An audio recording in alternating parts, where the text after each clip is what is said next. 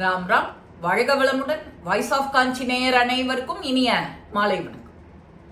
இன்னைக்கு நமக்கு பாட்டி தாத்தா நம்ம குடும்பத்தில் இருக்கிறவா எல்லாரும் கதை சொல்லுவா. கூடின மட்டும் கதை எப்படி சொல்லுவா நமக்கு? நான் சொல்றது 35-40 வருஷத்துக்கு முன்னாடி நாம குழந்தையா இருக்கும்போது சொல்றேன். அப்போ இதிகாச புராணத்திலேருந்து தான் கதை எடுப்பா. ராமாயணம், மகாபாரதம் இந்த மாதிரி தான் நமக்கு கதை சொல்லுவா. நமக்கு சின்ன சின்ன விஷயங்களை கூட புராண கதைகளில் ஒரு கதையை எடுத்து அதில் எளிதாக புரிகிற மாதிரி ஆக்கி சொல்லுவா. இது அவளுடைய வேலை, அவளுக்குன்னே கைவந்த கலை. மகாபாரதத்தில் சூதாடக்கூடாது அப்படின்னு சொல்லும்போது என்னத்த விஷயம் சொல்றா?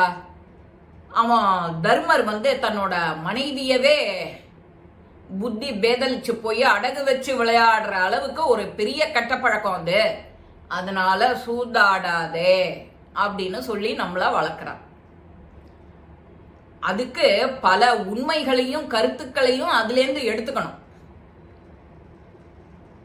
அதனால நமக்கு சூதாட்டம் ஒரு பெரிய கெட்ட ஜாதி விளையாட்டுங்கிறது எல்லாருக்கும் மனசுல இருக்கும். ஆக மொத்தம் அது கெட்டதுங்கிறது எல்லாருக்கும் ரிஜிஸ்டர் ஆயிடும்.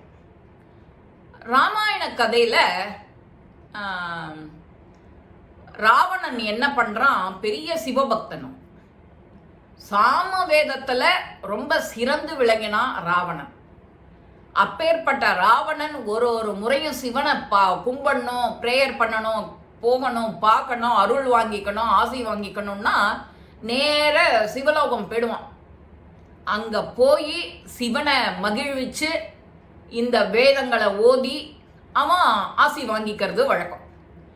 அப்பேற்பட்ட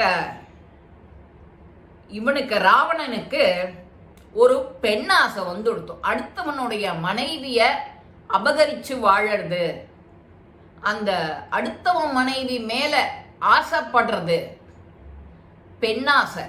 அந்த பெண்ணாசை இருந்தா அவன் எப்படியெல்லாம் அழிஞ்சு போவான், துன்பப்பட்டு துயரப்பட்டு போவான் அப்படிங்கிறது அந்த ராமாயணத்துல. அசுரர்கள் பல 1000 ஆண்டு காலம் தவம் செய்யறான். அந்த தவத்துல காமக்ரோத லோபம் மோகம் மதம் ஆச்சரியம் இத எல்லாத்தையும் அவ அழிக்கிறா. ஒரு வரமும் அவளுக்கு பயன் அளிக்காம அதுல அந்த குணங்களை ராம வராம பார்த்துக்கணும்னு நமக்கு அவளை பார்த்து நமக்கு அட்வைஸ் பண்றான். புராணங்கள்ல ஒவ்வொரு கதாபாத்திரத்திலும் ஒரு கதை அதோட முக்கியத்துவத்தை நமக்கு சொல்லி இவ்வளவு உயர்ந்த நிலைக்கு போனோமா, அந்த சின்ன ஒரு தப்பு செஞ்சதுனால அவன் அதுல பாதாளத்துக்கு போயிடுறான். எங்க போறான், என்ன பண்றான்னே தெரியாது. அதனால வாழ்க்கையில ஒழுக்கத்தை மேம்படுத்துறா. நம்ம பெரியோர்கள், முன்னோர்கள், பாட்டி தாத்தா, அம்மா அப்பா யார் கதை சொல்லுவாளோ.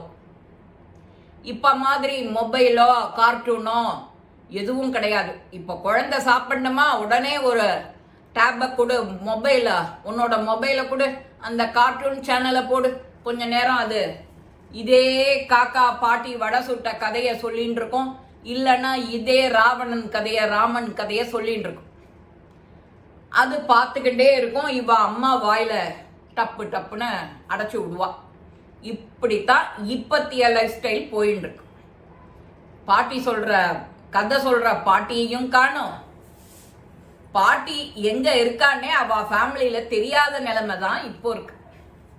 அந்த பாட்டி இருக்காளா, இருக்கிற பாட்டியை நாம யூஸ் பண்ணிக்கிறோமா அதுவும் தெரியாது. அப்புறம் இன்னொரு விஷயம், நாம ஹரிச்சந்திரனை பத்தி பொய் பேசக்கூடாது. ஹரிச்சந்திரன் உண்மையிலே வாழ்க்கையில எவ்வளவு கஷ்டப்பட்டான், அவன் உண்மைகளை பேசி பேசியே அவன் கஷ்டப்பட்டான். அப்போ உண்மை பேசினா அவன் கஷ்டப்படுறாங்கிறது நம்ம மனசுல ரிஜிஸ்டர் ஆயிடுது. அத மாத்தி யோசிங்கிற மாதிரி நாம யாரும் சொல்லி தரல. அந்த கஷ்டம் கொஞ்ச நாள் தான் இருக்கும், அப்புறம் சரியா போயிடும்ங்கிறது யாருக்கும் புரிய மாட்டேங்குது. கஷ்டம் வர மாதிரி வரும், அப்புறம் தன்னால அது தானா விலகி போயிடும். நீ சாதாரண ஹரிச்சந்திரனோட பக்கத்து வீட்டுக்கு குடியிருக்கியா நீனு, பொய்யே பேச மாட்டேன் நீனு அப்படின்னு நாம நக்கல் கிண்டலுக்கு சொல்லுவோம். நீ பெரிய ஹரிச்சந்திரன் வீட்டுக்கு பக்கத்து வீடு அப்படின்னு. நம்ம முன்னோர்கள்லாம் அவ்வளவு அழகா கதையை சொல்லி நம்மளை வளர்த்துருக்கா. அந்த காலம் நான் சொல்றது 50 வருஷம். அப்போ பாட்டியெல்லாம் இருந்தா கதை சொல்ல கேட்கறதுக்கு நாம இருந்தோம். இந்த அளவுக்கு டெக்னாலஜி வளரல, நாம தப்பிச்சோம். நம்ம பீரியடு கோல்டன் பீரியடுங்கிறோம். நம்மளோட அம்மா அப்பா நாம 10-15 வயசுல இருக்கும்போது எங்க காலம்தான் கோல்டன் பீரியடுன்னு அவா சொல்லியிருக்கா. இப்போ நாம நம்ம குழந்தைகள் கிட்ட சொல்றோம் நாங்க வளர்ந்ததெல்லாம் கோல்டன் பீரியடு அப்படின்னு. ஏன்னா டெக்னாலஜி அந்த அளவுக்கு வளர்ச்சி நம்மளை எல்லாம் அழிக்கிறது, அதுல பாதாளத்துல கொண்டு போய் தள்ளுறது. எல்லாரையும் நல்லவன் கெட்டவன் அறிவு உள்ளவன் அறிவு இல்லாதவன் எல்லாரையும் பிடிச்சி அழிச்சு தள்ளுறது. அதனால நாம இதை எல்லாத்தையும் பார்த்து நாம ஒரு கதை படிச்சுக்கணும். எல்லாத்துலேயும் தெரிஞ்சுக்கோ. எவ்வளவு தூரம் நீ போக முடியுமோ அந்த லிமிட்குள்ள உன்னோட வேலையை முடிச்சுட்டு வெளில வந்துடும். ரொம்ப அதிகமா போய் உள்ளர நோண்டிண்டு உன்னை நீயே இழுத்து விட்டுக்காத அழிச்சுக்காதன்னு சொல்ல வரும். இந்த டெக்னாலஜி காலத்துல நாமளும் ஓரளவு யாருக்கும் சிரமம் கொடுக்காம நாமளும் கஷ்டப்படாம இருக்கணும். அது ரொம்ப முக்கியம். இந்த பதிவு உங்க எல்லாருக்குமே பிடிச்சிருக்கும். லைக் பண்ணுங்க, ஷேர் பண்ணுங்க, பெல் பட்டனை கிளிக் பண்ணுங்க, சப்ஸ்கிரைப் பண்ணுங்க, கமெண்ட்ஸ் பாக்ஸ்ல கமெண்ட்ஸ் போடுங்க. ஸ்ரீ மகாபிரிவா திருவடிகளே சரணம். நல்லதே நடக்கும். ஆனந்தமா இருப்போம் நண்பர்களே. வாழ்க வளமுடன்.